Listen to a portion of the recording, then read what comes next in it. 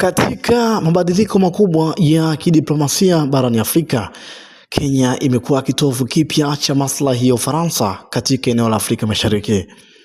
Ziara ya kihistoria ya Rais Emmanuel Macron jijini Nairobi mnamo Mei mwaka huu, ambapo alitangaza uwekezaji mkubwa katika sekta za bandari, nishati ya upepo na usafirishaji, ni kilele cha safari ndefu ya kidiplomasia iliyojaa mageuzi. Je, huu ni mwanzo wa neema ya kiuchumi au ni sura mpya ya koloni mambo leo barani Afrika? Tangu kupata uhuru wake mwaka 1963, Kenya imejitambulisha kama taifa lenye uchumi wa kipipali na mshirika mkuu wa nchi za Magharibi, hasa Uingereza na Marekani. Tofauti na majirani zake waliofuata ujamaa, Kenya ilijenga miundombinu ya kibiashara iliyovutia wawekezaji wa kigeni mapema. Hata hivyo, kwa miongo mingi, ushawishi wa Ufaransa nchini Kenya ulikuwa mdogo ukilinganishwa na ule wa mataifa yanayozungumza Kiingereza. Maslahi ya Ufaransa barani Afrika yalijikita zaidi katika nchi ambazo huzungumza Kifaransa huko Afrika Magharibi na Kati. Hata hivyo, katika miaka ya hivi karibuni, baada ya kukumbwa na upinzani mkubwa na kupoteza ushawishi katika nchi kama Mali, Burkina Faso na Niger, Ufaransa imeanza mkakati kugeukia mashariki, ikitafuta washirika imara na demokrasia iliyotabirika kama Kenya.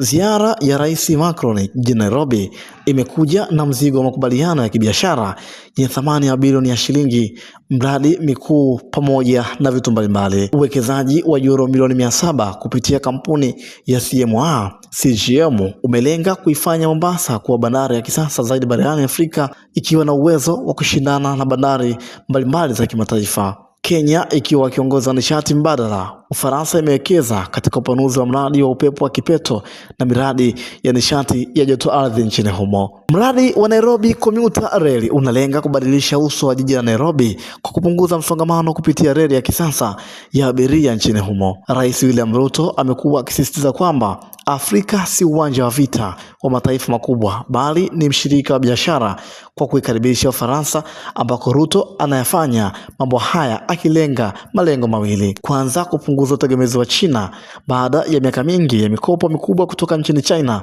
hasa kwa SGR. Kenya inatafuta ushirikiano wa kimataifa mengine ili kuwa na urari wa madeni na teknolojia. Ruto anatumia nafasi ya Kenya kama kitovu cha nishati ya kijani kuvutia mataifa ya Ulaya yanayohitaji kuonyesha matokeo katika mapambano dhidi ya mabadiliko ya tabia nchi. Uwekezaji wa Ufaransa unakuja na teknolojia ya hali ya juu na viwango vya juu vya usimamizi wa miradi.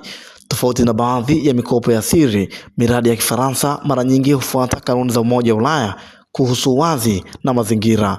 Aidha, ajira takriban 46,000 zimezalishwa na kampuni 140 za Kifaransa nchini Kenya, na ni mchango mkubwa kwa vijana nchini humo. Wakosoaji wanaonya kwamba Ufaransa ni nchi ya pili kwa kujipatia Kenya mikopo mingi baada ya China, ambako ongezeko la madeni linaweza kuibana Kenya kiuchumi kwa miradi ambapo italeta faida ya haraka.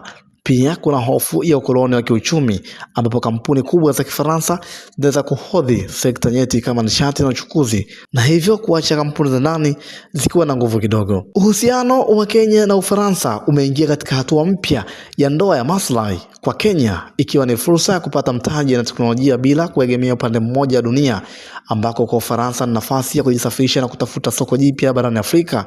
Mafanikio ya ushirikiano hayakutegemea kiasi cha pesa kilichowekezwa, bali jinsi gani mwananchi wa kawaida wa Kenya atafaidika na ajira, bei nafuu ya nishati na bandari yenye ufanisi. Ufaransa sasa imekuwa mfadhili namba 1 wa sekta ya nishati nchini Kenya. Mradi huu utaongeza megawati 100 za nishati ya upepo kwenye gridi ya taifa. Hii itasaidia Kenya kufikia lengo lake la kutumia 100% ya nishati safi ifikapo mwaka 2030, hivyo kupunguza utegemezi wa mafuta ya dizeli yanayotoka nje.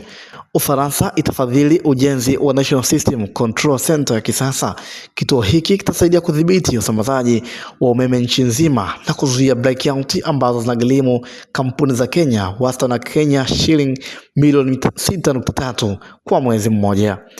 Ukarabati wa bwawa la Masinga, fedha za Ufaransa zitatumika kunyanyisha kuta za bwawa hili ili kuongeza uwezo wa kuhifadhi maji na kuzalisha umeme zaidi ya maji, hydroelectric power, ambao ni rahisi zaidi kwa watumiaji. Makala hii imeandaliwa nami Emmanuel Po, ikiangaza juu ya maslahi mapya ambayo yanatarajiwa kupatikana nchini Kenya kutoka kwa mfadhili wake taifa la Ufaransa. Hii ni matokeo ya ziara ya kwake Rais wa Ufaransa Emmanuel Macron nchini humo. Jina langu ni Emmanuel Po, hii ni Skell Television.